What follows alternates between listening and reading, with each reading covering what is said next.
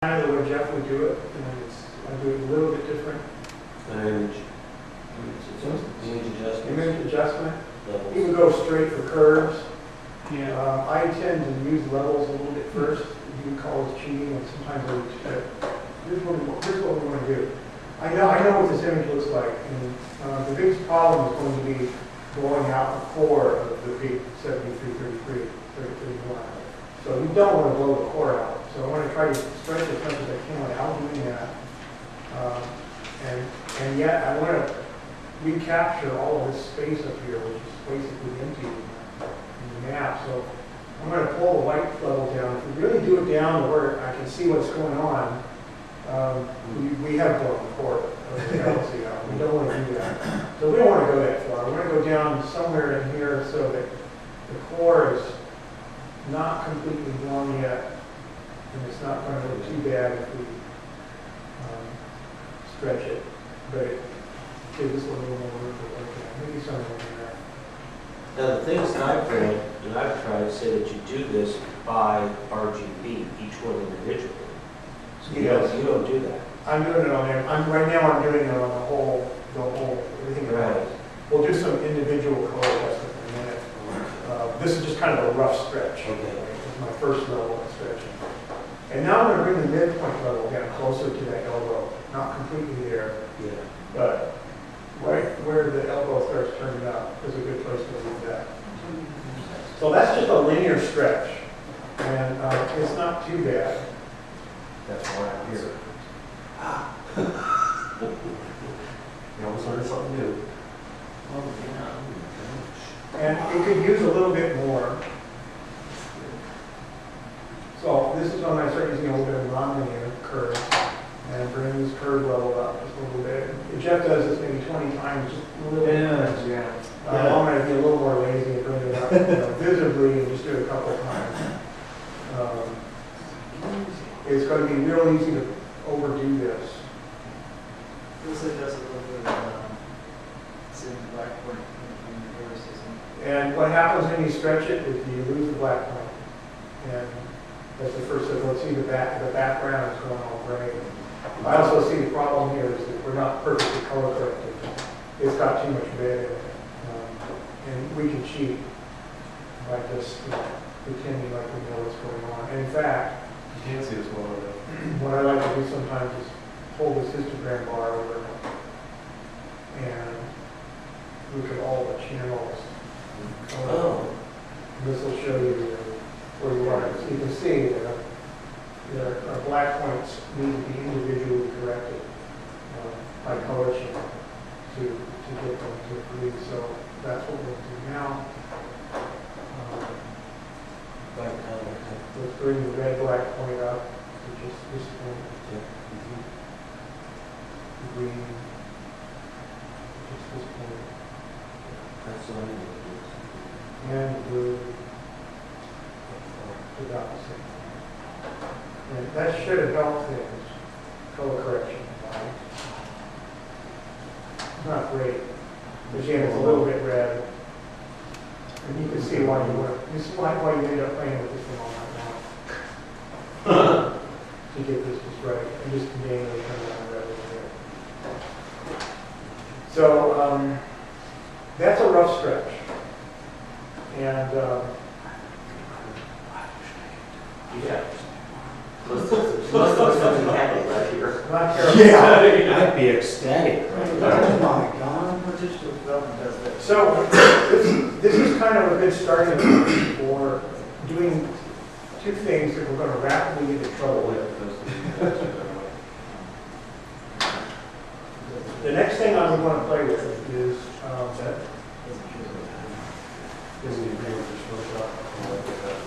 is to reduce the star load. That's another big problem. So some of these stars are, you really look at them carefully, and I think this is one case where I have my mirror loss a little too tight. You can see that the stars are triangular. Oh, so that's not so good. Is this what the ceiling is? How much time do you got on this image?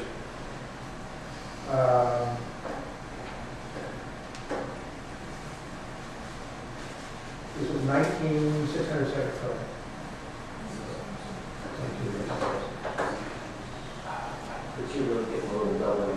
not very nice. What? You see a bright image and it's smaller, and it's shifting. It's not It's bright. a little 3 hours straight. Yeah, Okay. 3 hours. I mean, I see stuff like this all the time, I can't go live. So there's two things that I would want to do with this. There's three things I would want to do to this image to finish it. One is reduce the star globe, get rid of this background column. You can draw beam that. So there's a dark river through the middle of this, which is caused by the tan and twin beam.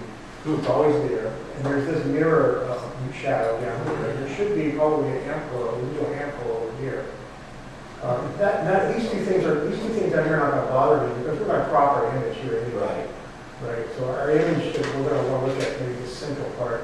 And so only this band of dark color, I don't know how easy it is to see up there, but that bugs me. And so getting a background correction is one thing, a gradient correction is another thing, second thing I'd like to do. The third thing is you always want to see more detail of those dust lines. And everyone reaches for the sharpening filters to try to get that out of there. So I'd like to see if we can use that.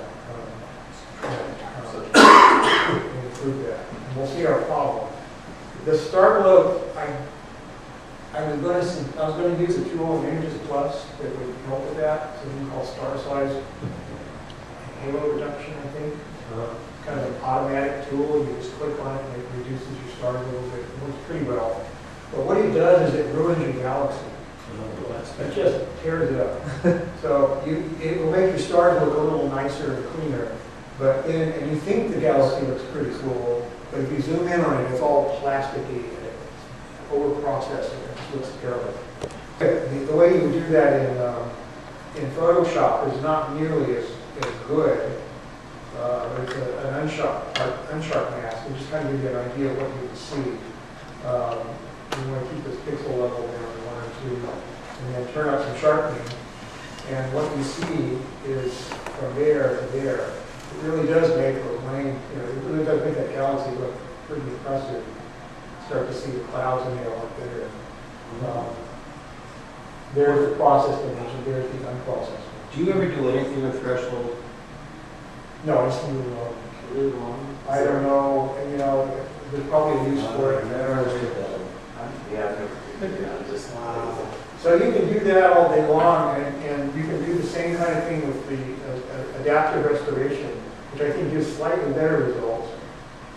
But and you can, think that this is really being a good thing because you're looking at the galaxy, and so then you save it, and then you go over here and you try to look at your stars, and you find that they all have dark halos around them. The background looks like crap now.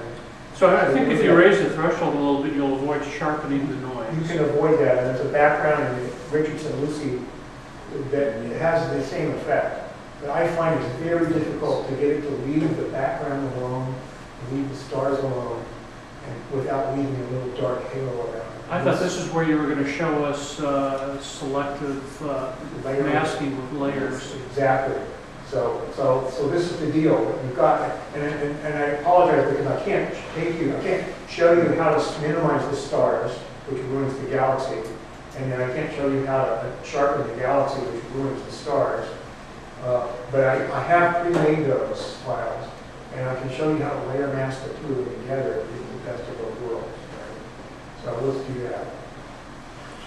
Then just show you the effect. I liked what that sharpening did to the galaxy. It made.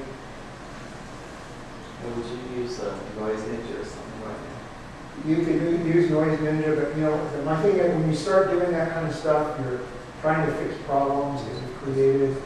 This noise, this galaxy looks pretty good. This noise shouldn't be there, and Noise Ninja will cover it up, but it will still look like it's been processed. When you talk about Noise Manager and these other things, are those add-on tools to Photoshop? Noise Ninja, I think, is a separate program, isn't it? Yeah, but it will also load as an add-on Photoshop. And it loads an add-on. I use a different thing called Neat Image. Yeah,